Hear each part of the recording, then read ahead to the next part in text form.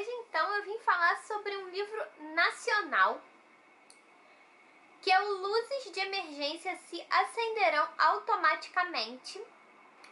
Eu já tinha vontade de ler há muito tempo e o empurrãozinho que faltava para eu finalmente comprar e iniciar a leitura foi que esse livro vai ser o tema do clube do livro Leia Mulheres, que acontece mensalmente na Blux, que fica no Espaço Unibanco de Cinema, aqui em Botafogo.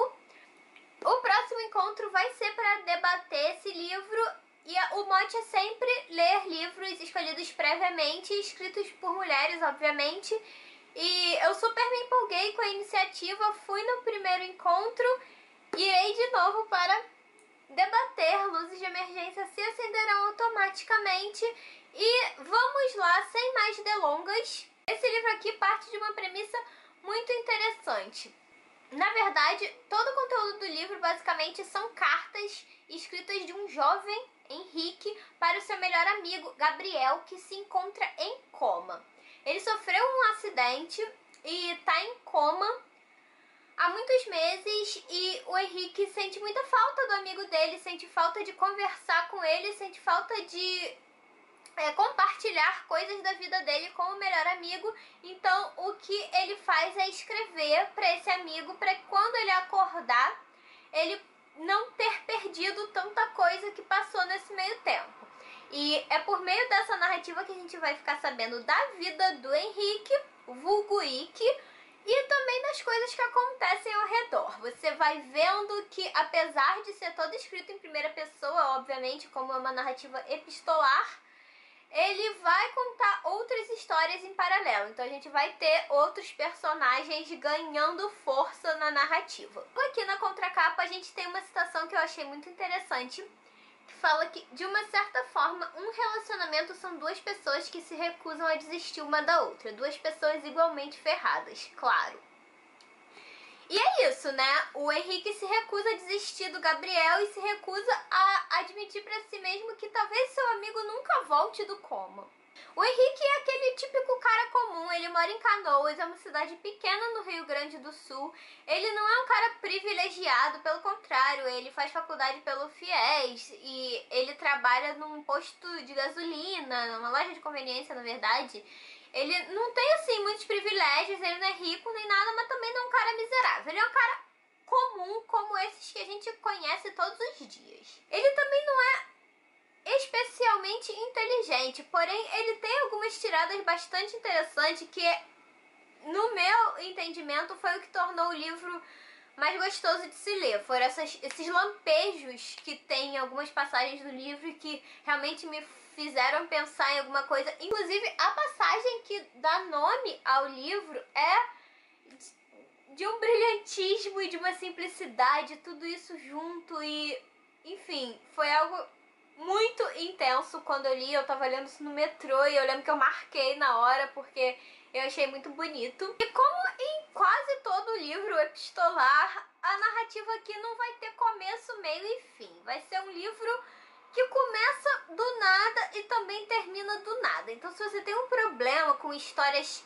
que não tem final, talvez você não goste desse livro, porque esse livro claramente está indo a lugar nenhum. É o típico caso de livro que o que importa não é o que acontece no final, e sim como acontece. É o desenrolar, é a narrativa que importa e não simplesmente o que vai acontecer na última página. Os capítulos são divididos em cartas, né? Então cada capítulo vai ser uma carta, basicamente, só que tem alguns capítulos intermediários narrados em terceira pessoa. Eles servem para dar ritmo à narrativa e para incluir fatos que o Henrique não sabe. Ou seja, o leitor vai ficar sabendo de coisas que o próprio narrador personagem não tem conhecimento. Isso eu achei que fez toda a diferença. Eu já vi algumas resenhas falando que isso não funcionou tão bem, mas pra mim isso funcionou muito bem. Inclusive ajudou a explicar alguns fatos que não estavam ficando tão claros pra gente, por não serem tão claros pro Ike. E eu falei que a passagem que dá título ao livro é especialmente bonita e eu gostaria de ler um pedaço dela, e eu espero que isso não seja um grande spoiler, Mas, na verdade, eu acho que esse é um tipo de livro bastante difícil de dar spoiler, justamente porque não tem um clímax, não tem um acontecimento bombástico, sabe? Então, não faz tanta diferença se você souber ou não detalhes da história. Em determinado momento, o Henrique está discutindo com um amigo. Um dos assuntos de bar típico que aparecem em um dado momento é como as luzes de emergência se acenderão automaticamente se não houver eletricidade. Que é aquela frase que a gente escuta no cinema e que muitas vezes a gente não para pra pensar, né? Tipo, ok, mas como funciona isso? Aí eles vêm com uma analogia, falando assim: imagina essas luzes na nossa vida, hein? Tá dando alguma merda que te tira a noção, que deixa as coisas mais nebulosas. E as luzes acendem. E eu falei, cara, é uma analogia tão simples e ao mesmo tempo tão profunda, sabe? Eu interpreto essas luzes de emergência que se acendem automaticamente como, sei lá, tu tá na merda, tu não consegue ver uma alternativa, você não consegue ver uma solução.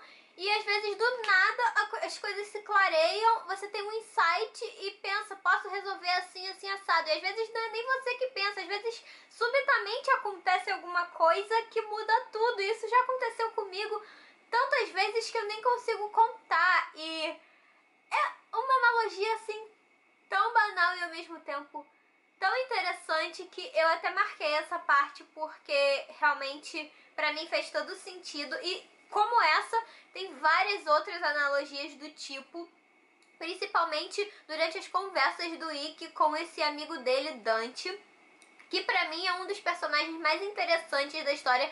Veja bem, eu não consegui me identificar muito com muitos personagens. Primeiro que como quem tá narrando é o Ikki, ele acaba não dando tanta ênfase a cada personagem. Ele acaba transpondo mais sobre ele do que sobre qualquer outra pessoa com quem ele conviva. Apesar disso, ele fala da namorada dele, ele fala dos pais dele, ele fala do irmão do Gabriel, ele fala até do próprio Gabriel, ele fala dos amigos em comum e tudo mais. Mas dentre esses personagens, eu achei que um que ganhou bastante destaque até foi o Dante, porque eles acabam estreitando bastante o relacionamento, ficando bem amigos durante o coma do Gabriel. E eu achei esse personagem extremamente interessante, porque ele é esse tipo desse designer moderninho. Ele não é tão provinciano quanto o Ikki. Ele é mais moderno, ele tem mais dinheiro, ele tem mais instrução, ele tem mais acesso à informação e às coisas. Por ser um mundo totalmente diferente do Ikki, ele acaba ensinando muita coisa e sendo muito ensinado também. Então a troca entre esses dois personagens é uma das coisas mais interessantes do livro, ao meu ver. Então tem várias conversas entre eles que eu fiquei com vontade de marcar com o marcador de texto mesmo, porque tinha umas frases assim repletas de significado que te fazem ficar pensando depois. Enfim, gostei bastante do Dante e das passagens em que ele conversa assim em um teor mais profundo com o Ikki. O tom usado nesse livro é extremamente coloquial e aí você vai ver muitas gírias, você vai ver muitas expressões idiomáticas do Rio Grande do Sul. Algumas referências talvez me tenham escapado, visto que sou carioca, nunca estive no sul do país. Mas não fez tanta diferença assim, não fez tanta falta, não achei que precisava de notas de rodapé ou algo do tipo. Você vai ver muita linguagem assim, falada, sabe? Tipo, todos os capítulos iniciados pelo Ikki nessas cartas vão começar com meu velho, vírgula, alguma coisa. É como ele chama o Gabriel, é como ele começa todas as suas cartas. E eu achei interessante porque forma um ritmo, sabe? Você continua no fluxo da história. Eu achei interessante. E pra quebrar tudo isso, vez ou outra tem aquilo que eu falei, que são capítulos narrados em terceira pessoa por um narrador observador. Alguns fazem diferença na história, sim, principalmente mais pro final. Outros estão até um pouco meio fora de contexto, mas são interessantes. E isso vai acabar fazendo a gente pensar em, tipo, até que ponto o Ikki conhece as pessoas com as quais ele convive, até que ponto ele entende tudo o que tá acontecendo ao redor dele. Será que ele não se fechou demais com o acidente do melhor amigo? Será que ele não se fechou pro mundo e acabou focando muito no drama e na dor de perder, entre aspas, o seu amigo. E a gente vê até esse ponto ser levantado em determinados momentos e o que eu achei interessante é que a autora ela não se propõe a fazer que o Ikki seja um herói perfeitinho, todo foda, cheio de qualidades. Não, ele é um cara normal, como eu falei. Inclusive eu achei ele meio idiota em alguns momentos. Sabe aquele cara da faculdade que tu vê e fala, ah, que idiota, sabe? Que só fala merda de vez em quando e que não agrega muito, mas é isso, ele é um cara comum. Ele é feliz sem um motivo específico, mas ele também tem seus momentos de incertezas de o que eu tô fazendo aqui, o que eu quero fazer da minha vida e aonde tudo isso vai nos levar. E toda essa coisa de eu sou jovem e eu não sei ainda qual é o meu papel nesse mundo. Inclusive, eu acho que se eu lesse esse livro alguns anos atrás, quando eu era um pouquinho mais jovem e batesse um pouco de idade com os personagens, talvez eu gostasse ainda mais, porque ia rolar uma identificação um pouco maior, acredito eu. O livro tem bastante referências a coisas cotidianas, a cultura pop, a filmes, a músicas e coisas do tipo. Então, você vê que a autora, ela tem uma cultura geral bem ampla.